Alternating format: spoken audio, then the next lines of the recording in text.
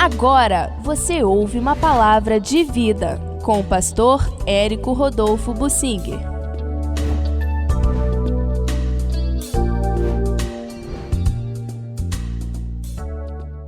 Jesus envia os 12 discípulos, mas ele também se dispõe a continuar atendendo as pessoas pessoalmente. Vamos ler um pouco disto no livro de Lucas. É claro que está relatado também em outros evangelhos. No capítulo 9 de Lucas, nós lemos que Jesus convocou os 12. Inicialmente eram discípulos por decisão própria de cada um deles. A partir do momento em que Jesus os escolheu, eles se tornaram discípulos específicos de Jesus. Designou 12 para estarem com ele e depois os enviar a pregar. O envio é um envio missionário. A palavra missionário é a mesma de apóstolo. Então eles se tornaram enviados, apóstolos, mas inicialmente eram discípulos específicos para estarem com Jesus 24 horas por dia. Eram 12 que Jesus escolheu. Havia muitos outros discípulos de tempo parcial ou que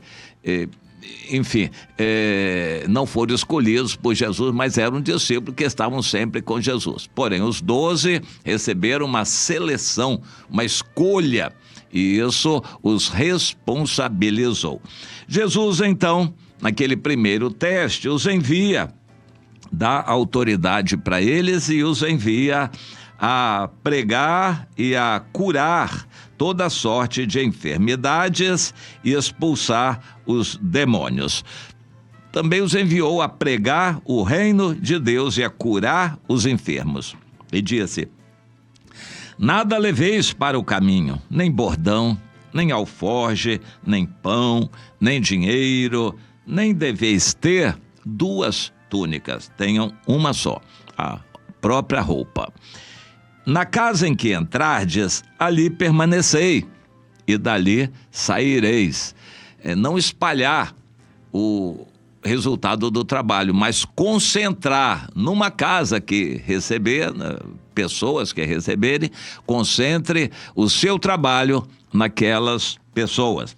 E onde quer que não vos receberem, Jesus orienta, ao sairdes dali, sacudi o pé dos vossos pés em testemunho contra eles.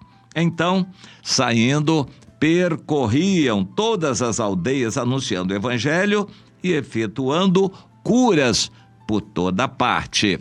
O Judas estava também entre eles. No versículo 10, ao regressarem os apóstolos, relataram a Jesus tudo o que tinham feito e, levando-os consigo, Jesus se retirou à parte para uma cidade chamada Betsaida, que era uma cidade ali às margens do lago de Genezaré, ou Mar da Galileia. As multidões, ao saberem disto, seguiram a Jesus. Era fácil ver, quando alguém estava na margem do Mar da Galileia, era fácil ver qualquer movimento em outro ponto dali. E eles viram Jesus lá em Betsaida e foram para lá. Acolhendo as multidões, Jesus lhes falava a respeito do reino de Deus e socorria os que tinham necessidade de cura. Jesus atendia e depois o sol declinou e Jesus viu que as pessoas estavam com fome e multiplicou os alimentos. Mas eu quero focalizar esse aspecto aqui. O ministério de Jesus foi desenvolvido na Galileia para concentrar sua atuação ali. Jesus andou também por outras partes, pela Judeia, e algumas vezes passou por Samaria e até foi na direção de Tiro e Sidom, ou foi lá para a direção do Monte Hermon, na Cesareia de Filipe.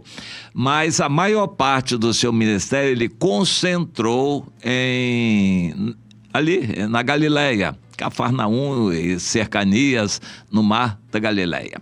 Isso é para nós indicativo de modelo e exemplo. Deus não nos quer assim como crentes borboletas, indo para a igreja aqui, ali, a internet daqui, aí muda o canal da internet, vai assistir outra pregação ali, houve uma novidade daqui, crente borboleta. Não, você não vai conseguir produzir resultados se espalhar o seu esforço, tem que concentrar. Bem, chegou o momento em que Jesus já estava bem conhecido pelo seu ensino, pelas curas, milagres, e já multidões estavam mobilizadas para acompanhar Jesus por onde quer que ele fosse ali na Galileia. Para ele se livrar das multidões, ele teria que ir para longe, fazer uma viagem longa. Aí as multidões iam ficando para trás ao longo da estrada. Mas enquanto ele estivesse na Galileia, sempre estaria com uma multidão.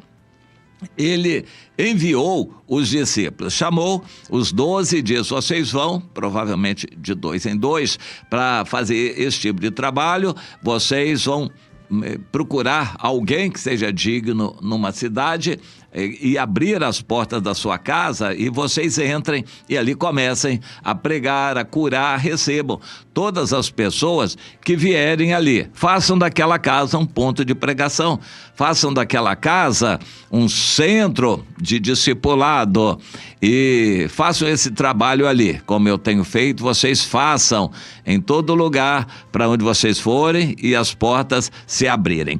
Evidentemente, aquela missão, a Bíblia não fala nisto, não teve um prazo muito longo, mas também, aparentemente, nem prazo definido teve. Alguns podem ter levado 3 dias, 4, outros uma semana, não sabemos exatamente. Jesus também pode ter marcado um prazo e não ficou registrado na Bíblia. O fato é que, depois de algum tempo, Jesus reuniu os discípulos tão a sós quanto ele podia e pediu relatório.